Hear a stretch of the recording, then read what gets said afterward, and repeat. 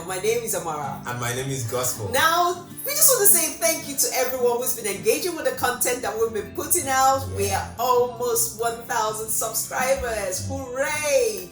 Now, today we want to have another conversation. Yes. We want to talk about deal breakers in relationships. Yes, deal breakers. What are the no-nos about someone that when they are there, you would never get married to the person? Everyone has something they're looking out for in a spouse, isn't Yes, it? definitely. Now, some people believe that once you love each other, it's fine. Now, we want to ask, is love enough? Can you marry just anybody because you love them? Because these are some conversations that we want to have. So should you fall in love with just anyone in the first place? Even when relationship is on, we believe that there are deal breakers. Yeah. So things like you said are likely to affect your decision to carry on with the relationship or to quit the relationship. Yeah. So basically, we need to have in mind that a broken courtship is better than a broken marriage. So now, a lot of people are saying there are a lot of deal breakers. There's something that for me is a no-no in a relationship. And that's just the conversation we want to have. Now, if you have any comments about this, what are your deal breakers? Please tell us in the comment section below. Most of us have deal breakers. In fact, there are things we saw before we decided to get married. Yes. And there are things that maybe if they were there, we wouldn't have gotten married to each other. So I think people have deal breakers even when they are not so sure of it or conscious of it. Yes. Maybe this conversation would open the eyes of singles out there to see which deal breakers do they have or what should they consider as deal breaker. Is parental consent a deal breaker for you? Well, for me, parental consent is very important. Yes. Because I see marriage as something you go into with the blessing of your parents. Yes. You don't just get married and live in isolation. Yes. You need that blessing from your parents. You need them to be carried along. You want them to be happy with the decision you've made to get married to this particular person. Okay. So it's important to me to get parental consent. But when it comes to that as a deal breaker, in fact, I'm not sure I even thought about my parents saying, no, don't get married to this lady or not. You know? Okay. What if there's someone out there watching this video, and now what if they're so in love with someone and then their parents are saying it's a no for this relationship? Would you now advise them to abandon their love, the love of their life, just because their parents are not on board with the relationship? That's a tricky question because you have to look at the situation, look at the context before you make a decision. Yes. To say carry on or leave the relationship. What have you done to change the view of your parents? Like you asked me my issue, if parental consent is a deal breaker for me. Yes. I could say yes, it is a deal breaker for me. Because if my parents, if they had said no, you will never get married to this particular person, I will give you a thought.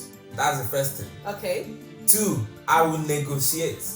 Okay. Because I have to speak to them to convince them that this decision I'm making is my decision. That's absolutely because you're sure of this love. Yes, your life. I'm going to live with this person all my life. Yes. Is my decision.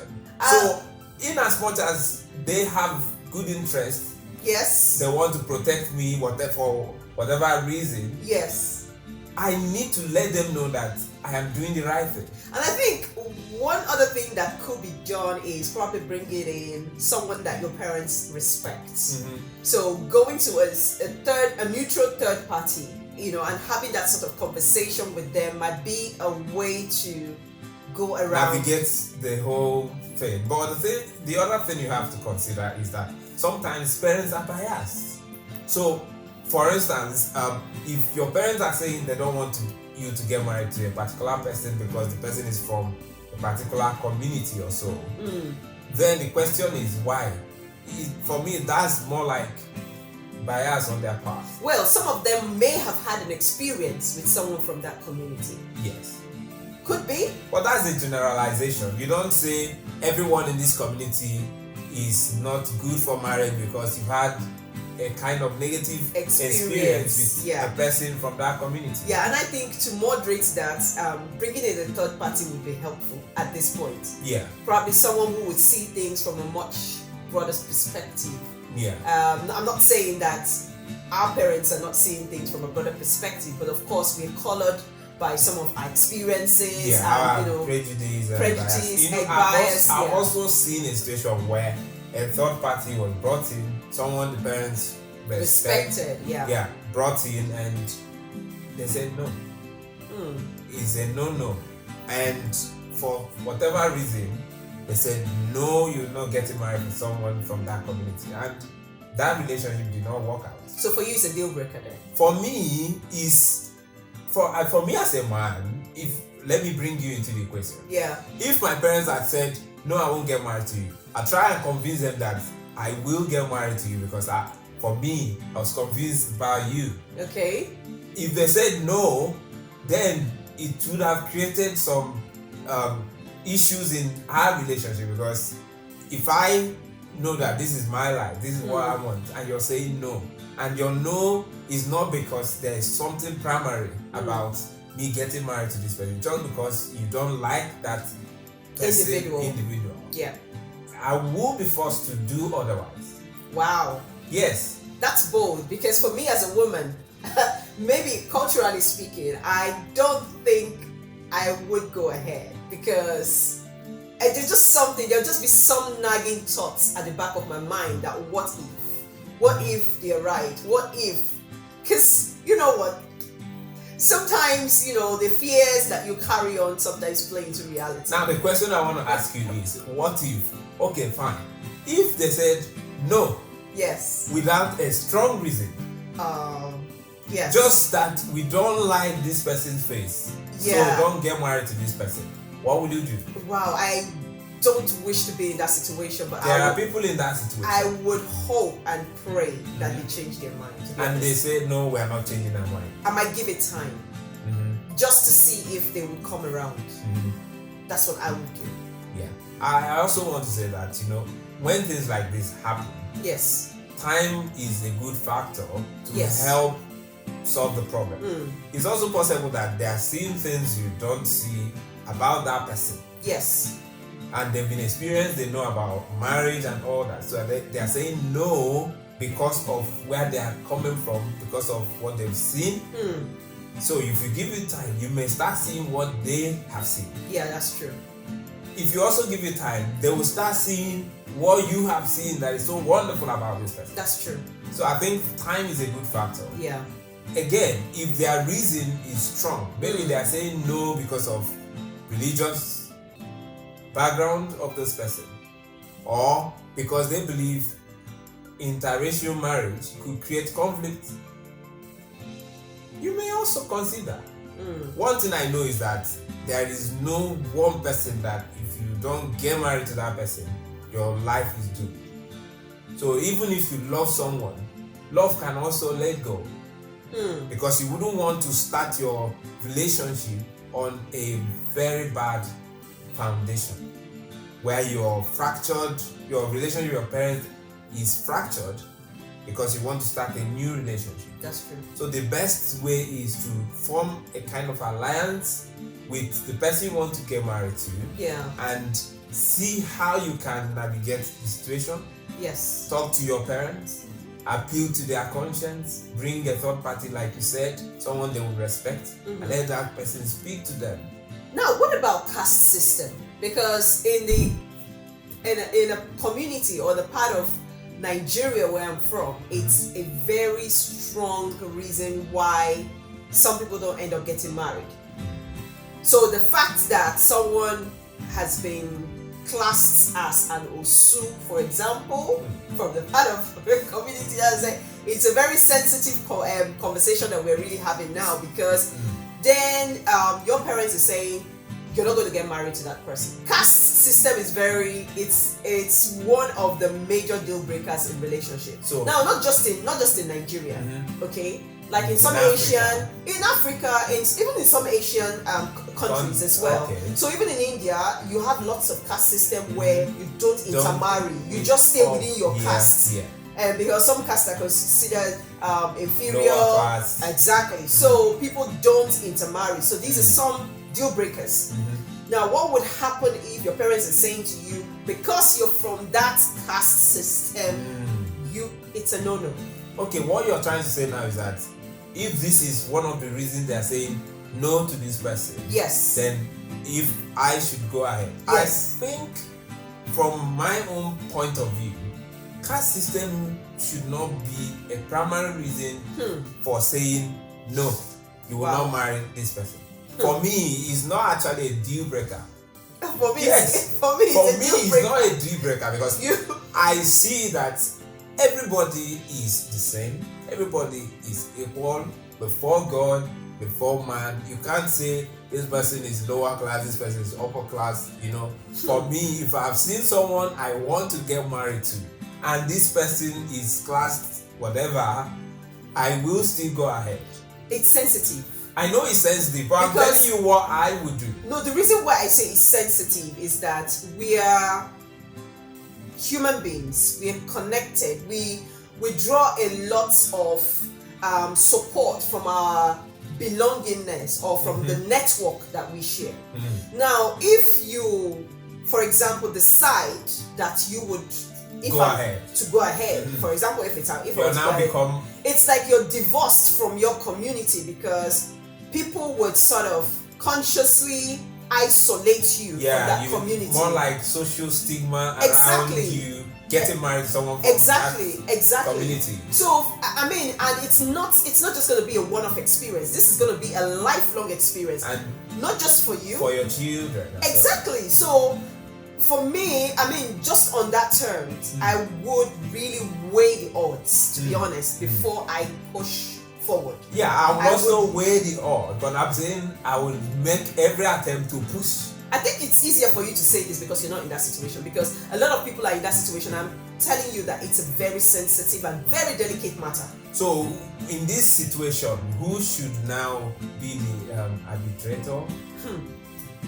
To be honest with you, is it the government? Is it the religious organizations?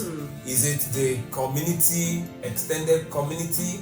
This is one. Someone has to moderate it so that people are not pushed into doing what they are not supposed to do. For instance, you love someone, you want to get married to the person, and because of a system, you won't be able to push on to have your life, enjoy your marital relationship. I do understand. I mean, even the community kind of encourage this practice, because even in some of these communities where this is a practice, you find out that they say you marry your own, the others marry. So even the community, and they help to facilitate that sort of arrangement. So I don't really know. I don't have an answer to what you've just asked, whether it's the community, because even the community would not support you going forward with that. So from a community point of view, you're your own. You're your own. So if you are in that situation, I think it's more or less you are going to be living in isolation if you decide to push forward. So, and it's a very sensitive. So obviously, what it shows now is that before you even get to the point of falling in love with someone, there are issues you have to sort out. Yes. Know your deal breakers, know where the person is coming from, to know if the person falls in line with what you want. Yes. Or if the person is not within your sphere of choice. Yes. Then start isolating the person or bringing the person in. Yeah, but I think that it is sad, and it's kind of, I don't know the choice of words to actually use at this point, that you would need to be put in that situation. Anybody would need to be put in that situation, because whoever that person is, like you rightly said, is a human being, and truth be told, it's difficult. But I think it's time the society started changing some of this cultural beliefs and but that's social stigma. I think change can happen if people see it as, in this modern society, it shouldn't be applicable. People should be able to live their life with the freedom to make the right choice based on what they see as the best, not based on class, you're up, you're down, and stuff like that. Yeah, but it's still very delicate. For our viewers out there, I mean, this is not like we're trying to give you a solution to this. We're just kind of having that conversation. This is our view. And I would say that it depends on where you are, it depends on the network that you belong to, because this is a very delicate sort of conversation, and you know, the choice as to whether to go on or not to go on would It's up depend to on the person and the person's social network. Exactly. So, I just want to ask you, I want to put this to you. Yes. Is someone's religion a deal breaker for you? Can you marry someone who is outside your religion, your faith, your belief? Wow, I think this is another deal breaker for me. Really? Yes. What if the person is a very good guy, maybe very handsome, well-to-do, everything is right. The only difference is that he does not have the same religious belief. Well, I think, beauty fades. So that for me is not the crux in terms of trying to consider who I should be in a relationship with. Okay. There are certain fundamentals, and I think that for me, religion is one of them. So my idea is for people of similar belief and values to marry one another.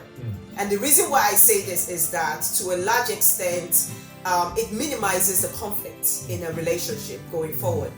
It reduces the issues that you're likely to have in your marriage. It helps you, even as parents, to raise your children without so much conflict. Because, I mean, from my conversation and having to talk to young people or married people, one of the potential point of conflict is the fact that the people in the relationship do not have the same belief and value system. And it's always constant about, I want my children to go here. No, she wants her children to go elsewhere. And there's constant conflict in that relationship. So I wouldn't want to marry someone who will oppose my spiritual inclination or my spiritual expression, my spiritual worship to God. So, and for me, it's lopsided if one finds themselves in that sort of situation. That's for me anyway. Yeah. So I think our viewers might think differently. The bedrock for me of any marital relationship is your value, your belief system. So if that is conflicting, then I mean your relationship has been set up to fail. Yeah, I agree with you, because you know, like what I was saying earlier on about parental consent. Yes. If that consent for me is based on, if they're saying no based on this, yes, it's quite understandable. Yes. Because every parent will want his or her child to have that similar faith and value system. Pastor. Yes. So for my parents, that's the primary thing. Yes. Once they knew that me coming for you and you have similar faith with me, yes, they were settled. Yes. You know, the thing is, and I think we share the same idea. Yes. So our idea basically is that life is beyond material things. It's important to have those. It's important to have education and, you know, all the attainment, humanly speaking, you can have. But for us, we think that life is all about fulfilling purpose, and I think it should be for a lot of people out there. So there's a whole lot of value that you have to bring to the human race other than just having stuff. And the essence of our existence and how we impact people positively, you know, using our life experience, using our resources as a means to an end. So for me, this is a primary reason why we got married. Yeah, because the faith thing helps you to have unified purpose. Yes. Unified values, unified front in terms of how you approach life. Yes. How you see things. Things, yeah. Yeah. So, but the issue now is, for some people, they started off with this idea of having similar faith. Yes. And then along the line in the marriage, someone woke up and say, I'm not in it anymore. Yes. Can that now be a deal breaker within the marriage, where you're married to someone and the person now has decided to move on with a different ideology about God, about faith, about spirituality? Can you Well, I think that say anything on that? there's a lot of conversations to be had. Whatever it is that would have brought that person to that point. I mean, if you said that genuinely speaking, from the outset, this person had similar values and beliefs, although that could be debatable because I don't know what it was like at the outset. But let's say that that's the case. A lot of conversation needs to be had because it would have taken quite, a process. Yes, to get to that point. And whatever would have, and that's why communication is very important. When it gets to that point, yes, now it's at that point where they have divergent views in terms of faith and values. Yeah, conversations will still be. Should they still stay together? Well, I cannot give an advice on that because every situation is different. I cannot say no, don't stay together because I don't know the circumstances. I don't have all the information right here. So I would say, it's worth discussing. It's worth talking about. So if that is you, is that a deal breaker for you in the marriage? Well, it can't be me. What if? No, it's you. It can't be me. It can't be me. So no, let's not paint that scenario for me. No. I know you don't want it to be you. Yes. I know I'm not going to change my faith. Yes. But look at it this way. Yes. If that is you, is that going to be a deal breaker for you in the marriage? Because some people have quit their relationship, their marriage for different reasons. It's not so straightforward right now for me to give that answer. Okay. Because the reason why I say that is that at the point where things happen, there's a whole lot of things, there's a whole lot of factors to put in perspective. You have to put in place. Yes, so it's not just for me to now say, yes, what if? I cannot live my life based on what ifs. I can't do that. But for me, if that happens, it's not going to be a deal breaker. Okay.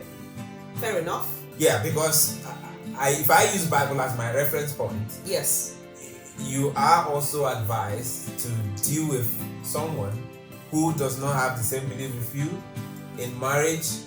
Use love to win the person over. So for me, it's not going to be a deal breaker because we're already in this marriage. So whatever led you to that point of saying you don't believe the same anymore, I should engage in the process of helping you see things from my own point of view. Agree. So for me, it's not a deal breaker in the marriage. But before the marriage, it is obviously a deal breaker. Yes. Because I would say that if someone has seen that prior to marriage and decides to go on, I think that would be the beginning of marital frustration. Then the other thing that just came to my mind, some people may pretend to be spiritual, to have similar values, and when you now get married to them, you now see that this guy had something else in mind. He was just playing along to win you over. There's a whole lot to consider beyond what we are saying, which is very, could be physical, if you understand what I mean. I mean, there's a whole lot of things because nobody can know somebody fully. And that is why, depending on where people draw their inference from, and for me, it's God, it's very important for me to seek guidance from him. Spiritual guidance when you're making a decision. Yeah? Exactly. So that helps, clarify exactly what I'm doing, where I'm going, and it kind of helping me in terms of how I navigate life. Yeah. So I would say that, it is very important that people understand their value and their belief system because this plays a whole lot of role in terms of how their marriage work out. Yeah, but the other thing you have to also consider is that individuals have a role to play in terms of checking their compatibility level, spiritual compatibility, prior to the marriage. So yes. if you use some of the pointers we have discussed in our previous video, yes, you'll be able to an extent know how this person is in terms of spirituality.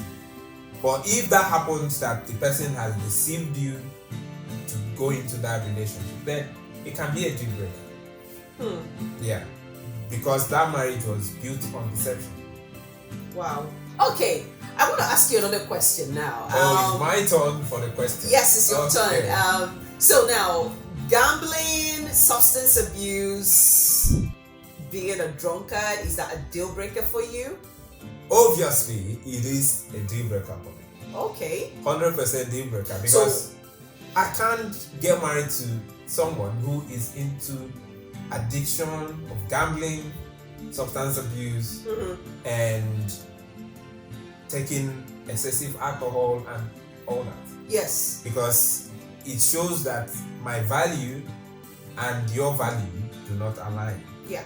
It also is also an indication of an underlying emotional, spiritual, and mental health issues that the person is going through. Yes. Because if you're not whole, if you're not single at heart, if you're not mature, you're not supposed to be married.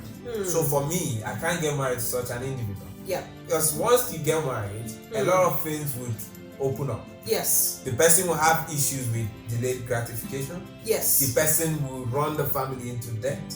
Yeah. The person is irresponsible in terms of finance. Yeah. In fact, it is a no-no. Once those signs are there, it's a no-no. But then some people get into a relationship, everything is fine. They didn't start off that way, but then they began to develop these habits in marriage.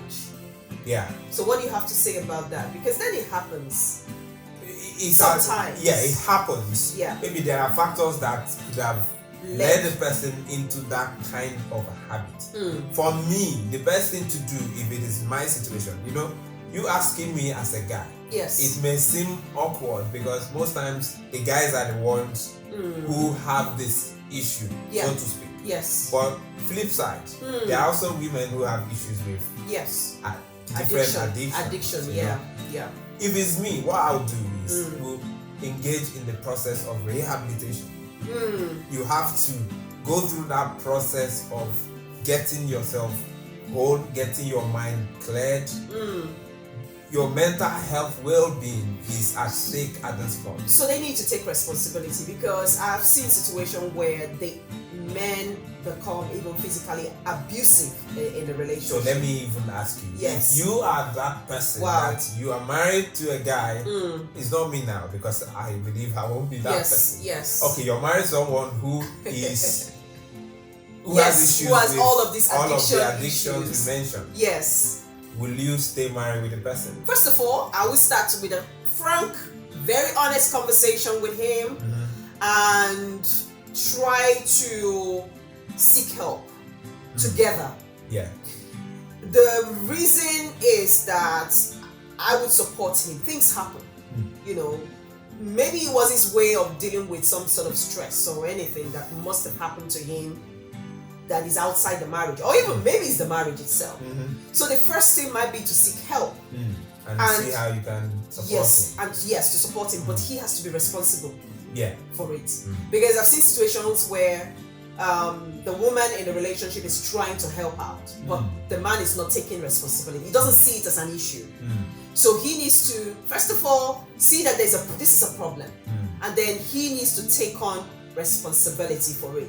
And then probably a rehab program, and he needs to be accountable to me in the course of it, and the people involved, the stakeholders involved, and to see that he's able to come out clean on the other end. I mean, things happen to people. We don't just give up on people like that.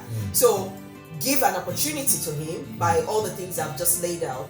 Then what if it leads to physical abuse? Wow. Because when substance abuse is involved, people can be physical. Yes. Because they are under influence. Yes. Physical and emotional safety is crucial for well-being, for the mind of anybody. And for me, no human being, whether male or female, should be subjected to this. So for me to find myself living in a hostile environment, that will impact me as a person. That would also impact the people that I'm in contact with on a day-to-day basis. So this has led to a lot of loss of lives, and a lot of people have been permanently physically, impaired as a result of this in some cases.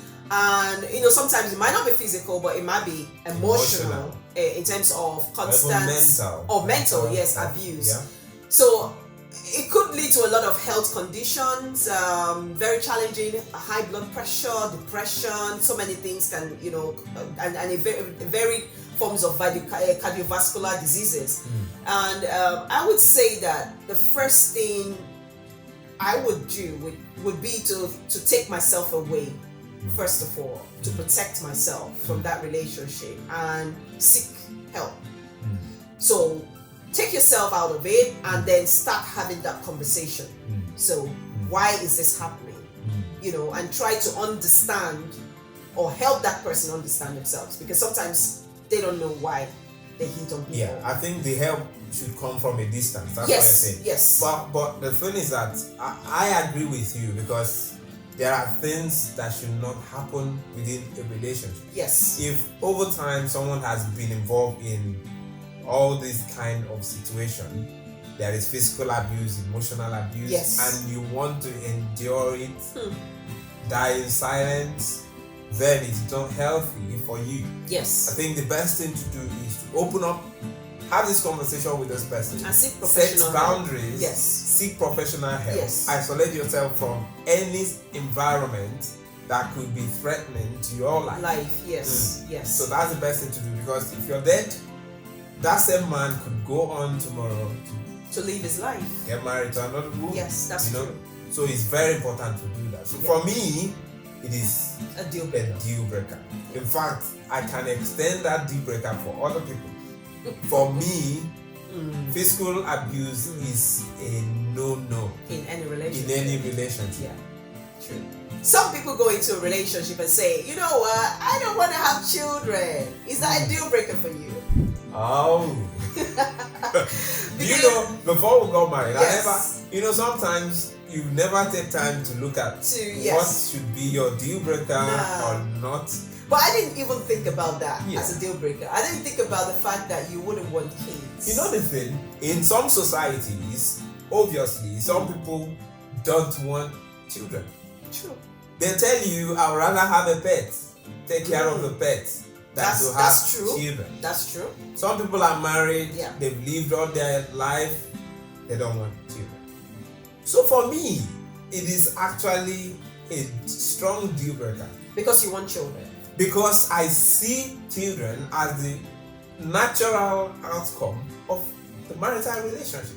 Okay. So if someone gave back to me, Yes. so I should also give back to someone else, Okay. as long as it's within my power to do so, Yes. within the confines of marriage. Yeah. So if someone says they don't want to have children, If you say you don't want children, and you have I want then children. you might need to, because then that will be we can't in go conflict. ahead and Yes. get married. Yes. The only thing I would say is that there has to be an agreement. if I want 4 children Yes. and you want 1, Oh, okay. then we can push the push limit. the limit. We can have a compromise, Yes. And maybe meet halfway. meet halfway. Or if you're strong in terms of your argument for 1, Yes. I can accept that. Yeah. But not that You don't it want is at all. a 100% no. Yeah. We are not doing anything. Yeah. Because some people. What about you? Well, I wanted children of my own. I did. I wanted children of my own. So for me, it would have been a deal breaker, to be honest. I mean, there are some people too. No, fair enough. No. Some people don't want to have children.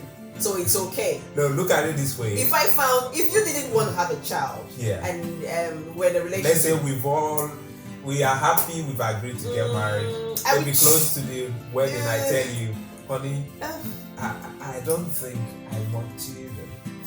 well, I would try to have that conversation first of all. Oh, we're about to get married. No, we can't go that long without having that conversation. Okay. No, we wouldn't have gone that long without having that conversation. But for me, it would have been a deal breaker. For somebody out there, maybe not. So, I mean, what we're trying to say in this video is basically find out about your deal breakers before you get into a marriage, because we found that a lot of marriages or a lot of relationship would have been better, would have been blissful If they knew what they wouldn't take on board within the marriage. Before, yes. At least stop it before it started. Yes. So some people get into marriage and they now find out that, oh, these are deal breakers. Yes, it's like opening packs of surprises, and they're like, oh my god, no, I didn't expect to see this. Oh no, I didn't expect to see that. Oh no, I didn't expect to see this. So it's about having that conversation before you get married.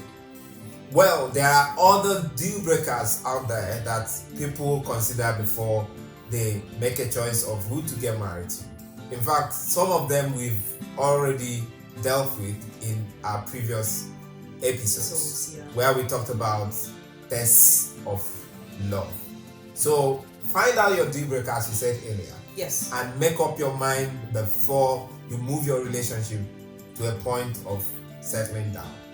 Now let's ask you again, do you have any deal breakers? And when once you identify it, please do tell us. Maybe we haven't quite mentioned it because there are a lot of deal breakers. We just touched on a couple, not a lot.